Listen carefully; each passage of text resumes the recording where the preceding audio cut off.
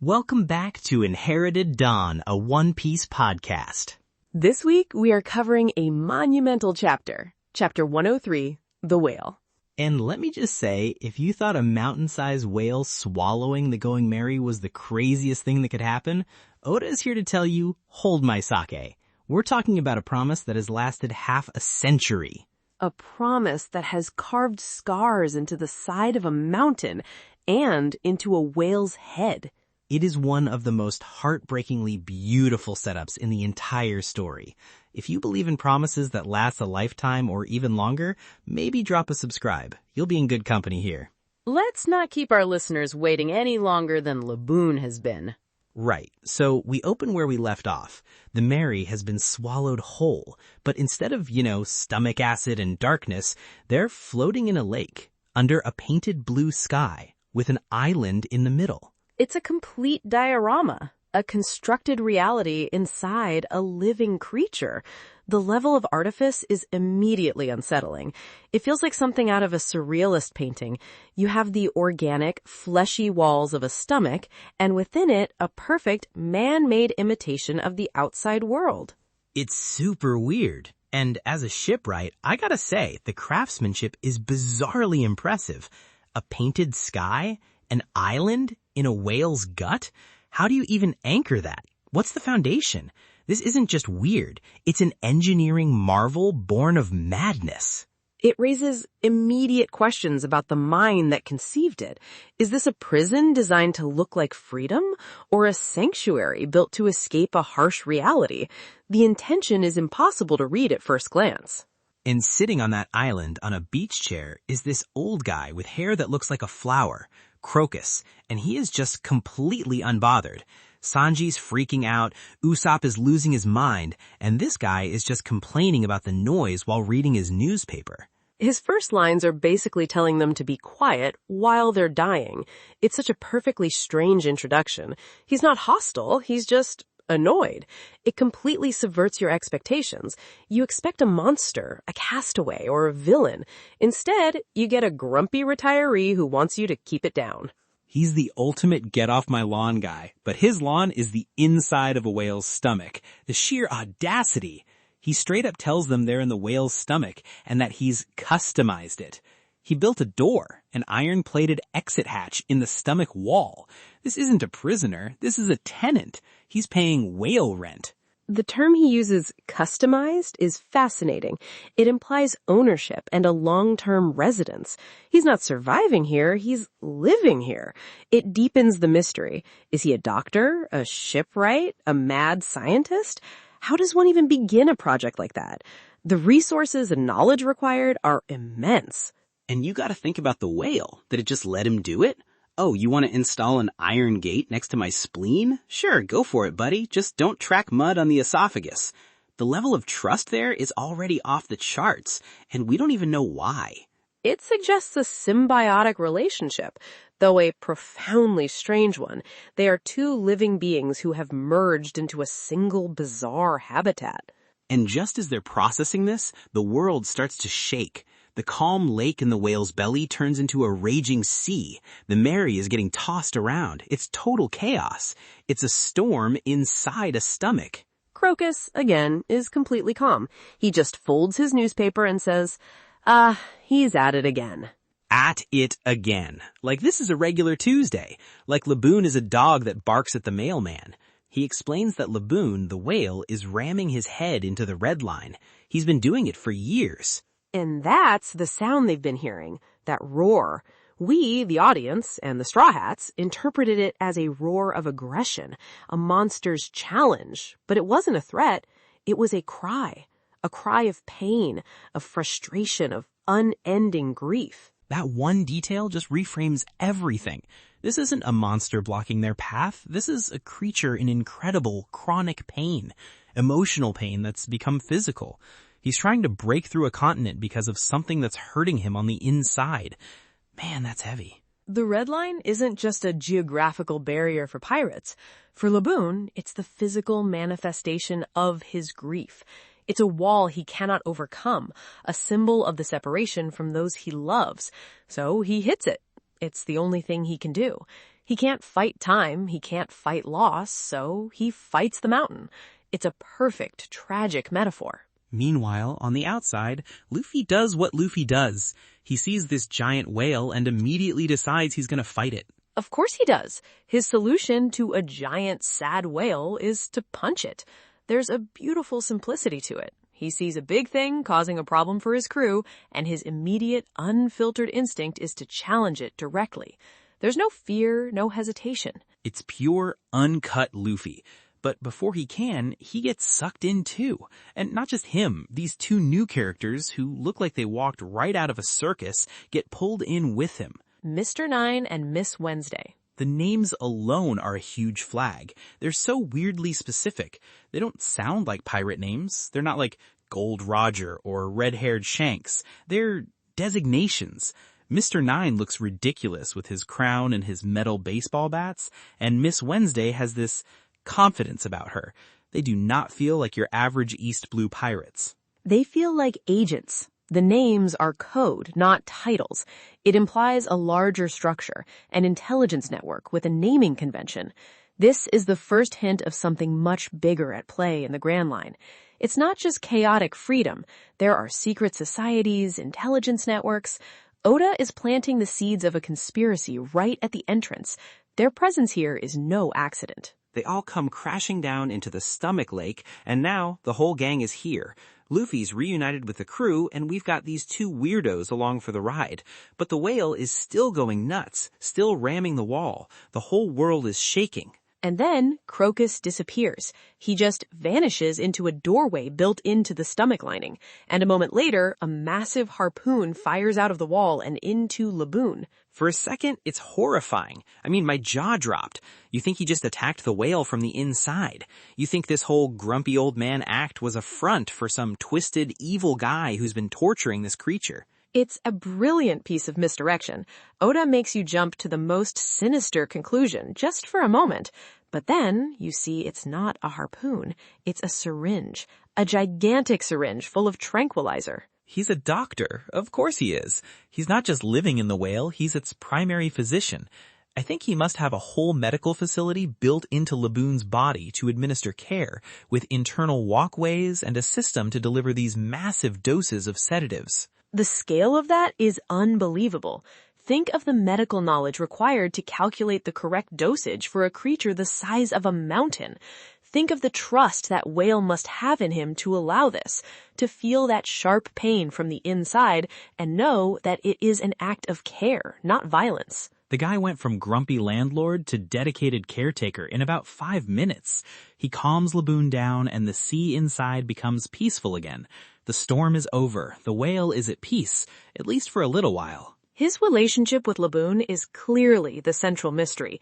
It's a bond that defies all logic, and we're about to find out why. Yep, because as soon as things calm down, Mr. Nine and Miss Wednesday pull out cannons, bazookas. They declare they're gonna kill Laboon. They want his meat to feed their town. There's a certain ruthlessness to their mission that feels different from the greed of someone like Arlong or Krieg. And their reasoning is, on the surface, almost logical in a cold, calculating way. We are hungry, you are a pile of meat. The math is simple. It's the kind of logic that has no room for things like sadness or promises. But Luffy is having none of it. Luffy doesn't even hesitate, not for a single panel. A minute ago, he was about to punch Laboon himself for damaging his ship, but the moment someone else threatens the whale, especially when he now understands the whale is sad, Luffy becomes his staunchest defender. He just jumps in the way. He recognizes the pain. He heard the story about Laboon hitting the red line, and that was it. In his mind, the whale is one of his now. You don't mess with one of his. Crocus stands with him, this kid he just met, and they shut these two clowns down immediately. It's a foundational Luffy moment. He operates on pure empathy. He doesn't need a long story or a logical reason. He sees suffering, he sees injustice, and he acts. It's his moral compass, and it never wavers. He might not be the smartest, but his emotional intelligence is off the charts. Exactly, and that's when we get the story, the truth bomb.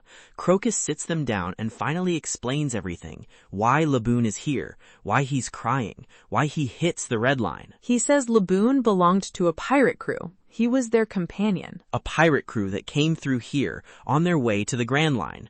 Laboon was younger then, and he got attached to this one crew. He followed their ship all the way here, like a giant floating puppy. The Grand Line was too dangerous for a young whale, so they decided to leave him behind at the Twin Capes.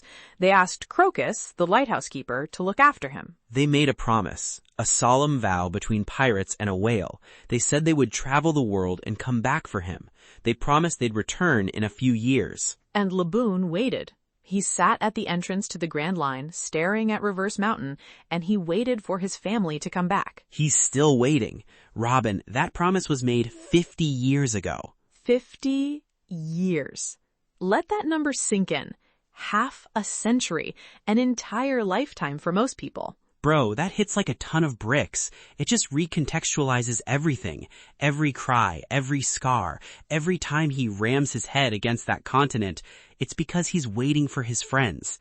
I think he believes if he can just break through the red line, if he can destroy the mountain that separates them, he can go back and find them. He doesn't understand that they sailed forward into the Grand Line.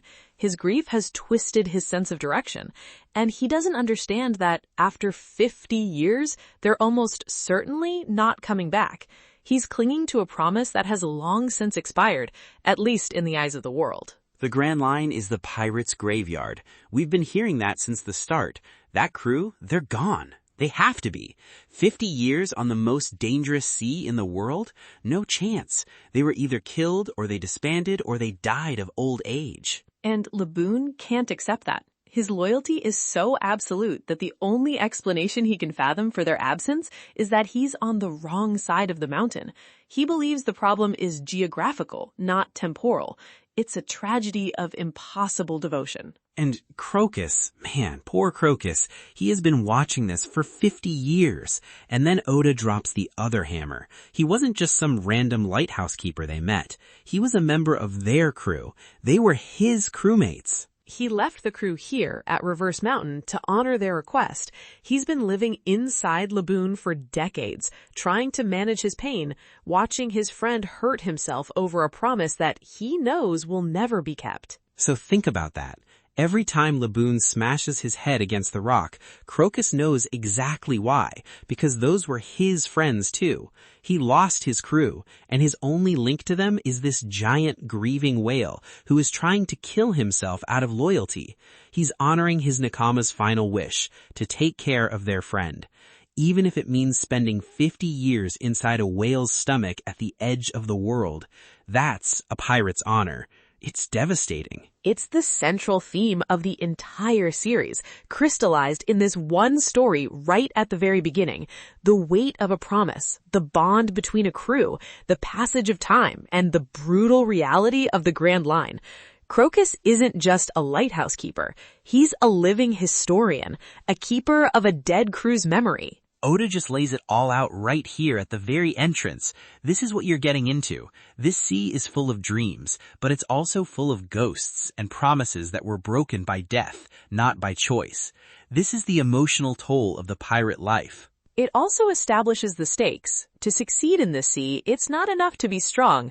It's not enough to have a dream. You have to be strong enough to keep your promises, not just to the living, but to the ones who are waiting for you and for the ones who couldn't make it. And now Luffy is standing here, having heard this whole story. The promise keeper himself, the guy whose entire journey is built on a promise to his hero, Shanks. This is not something he can just walk away from. This story hits him right where he lives. He has to see himself in this. He understands what it means to wait for someone, what it means to hold on to a bond across impossible distances. He gets it on a fundamental level. This is so much more than just the first stop on the Grand Line. This is the thesis statement for the entire adventure. This is about what it means to be Nakama. This is why we read One Piece. It's about found family and the promises you die to protect. It's absolutely foundational. And to think, we met this crew 50 years ago, and we don't even know their names. They're just a ghost story that Laboon screams at a mountain every day. They are defined only by their absence and the loyalty they inspired. Oda, you magnificent monster. What a chapter. I mean, the detail about Crocus being part of that original crew, it just clicks everything into place. Of course he is. Who else could do this? Who else would have the dedication? The skill involved has to be on another level. He's been single-handedly keeping this colossal creature alive through decades of self-harm. He's not just some caretaker. He must be a veterinarian, a surgeon, a pharmacist, and a psychologist for a patient the size of a warship. And he's so tired of it. You can feel the weariness in him. That grumpy exterior isn't just a personality quirk. It's 50 years of exhaustion, 50 years of watching his friends suffer. He loves Laboon, but this is a heavy, heavy burden. He's waiting too. He's trapped in the same loop, a prisoner of the same promise. Which makes you wonder what he thinks when he sees the Straw Hats, another pirate crew full of dreams and bravado, ready to make the same journey that likely killed his own friends. He must see them as children about to walk into a storm they can't possibly comprehend. He must be so cynical. He's probably seen hundreds of crews just like them come and go, full of big talk, only to disappear into the graveyard. But then he sees Luffy. He sees this kid who, without even knowing the story, instinctively protected the whale from Mr. Nine and Miss Wednesday. Maybe that gives him a flicker of something. A different kind of pirate. It has to. Luffy's reaction wasn't pragmatic. It wasn't calculated. It was pure, unfiltered heart. And that might be the only thing that can get through to a creature as consumed by emotion as Laboon. Or a man as worn down by grief as Crocus. We've just met them, and their backstory is already one of the most tragic in the series. It has the weight of a myth or a legend, the whale who waits at the end of the world. It sets the bar so impossibly high for what's to come. This is just the entrance. The welcome mat to the Grand Line is 50 years of pain and loyalty. Welcome to the show, kids. Hope you survive the experience. Let's talk about predictions. But first, this story is all about a crew that's been lost to time. If you have any theories about who they might have been or just want to share your feelings on Laboon's story, leave a comment. We read all of them. Oh, for sure. I want to hear what everyone thinks about this. Okay, my first prediction for 104. Luffy is going to fight Laboon. You think so? After all this? After hearing the whole tragic story, his response is to fight him? Not a real fight. A symbolic one. Look, Luffy understands promises, but he also understands that Laboon's current path is just slow suicide. He can't break the old promise, and he can't leave Laboon like this. He needs to give him a new reason to wait, a new promise. And with Luffy, the way he communicates something this serious is with his fists. He's going to fight Laboon to a standstill to show him he's strong, and then he's going to tell him, "Fight me again when I get back from the Grand Line. We're rivals now." He's going to give him a new future to look forward to. A new promise to replace the old one. A promise from someone who is actually alive and standing in front of him. A promise of a reunion that is actually possible. That's very Luffy. It's a form of therapy through combat. I can see that. My second prediction, Mr. Nine and Miss Wednesday aren't going to be arrested or just left behind. They're the crew's ticket to the next island. They seem to be from a specific town. I bet Nami, the ultimate opportunist, is going to realize they need to follow them to get a log post or figure out how navigation on the Grand Line even works. They're scumbags, but they're useful scumbags. They're a plot device with ridiculous outfits. That makes sense. They're the only lead they have. The Straw Hats are flying completely blind, and these two are the first inhabitants of the Grand Line they've met. Following them is the most logical, if dangerous, course of action. Okay, my turn. My first prediction is that we're going to get a name for Crocus's old crew, or at least a hint. You think they're a known crew, like famous? Maybe not to us yet, but a significant one. Crocus said he was on their crew 50 years ago. That timeline is incredibly important. That puts him squarely in the era of Gold Roger. He was an active pirate during the time of the Pirate King. It's entirely possible he was on a crew that was a rival to Roger, or even an ally. The world was in upheaval then.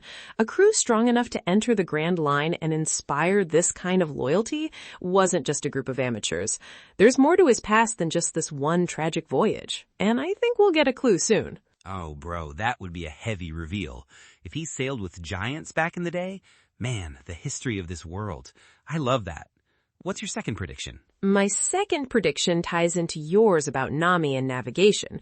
You're right that they need to figure out how to get around. My prediction is that Crocus, as the lighthouse keeper at the very entrance to the Grand Line, is going to be the one to explain the log post. He's going to sit Nami down and give her the tutorial on how this sea works, how normal compasses are useless, and how the magnetic fields of the islands are the only way to navigate.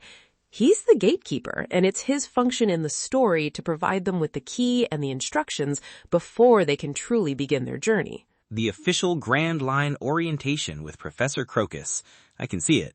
And he'll be grumpy about it the whole time, too. Honestly, don't you kids read the pamphlets? Complaining about the youth of today not understanding basic magnetic fields while patching up a whale he lives inside? It fits him perfectly. Perfect. A fight, a new promise, and a lesson in navigation. Sounds like the perfect start to the world's greatest sea. It's going to be a fascinating journey. Join us next time as we see if Luffy's brand of punch-based diplomacy can save a half-century of heartache. Until then, keep your promises. This has been Inherited Dawn.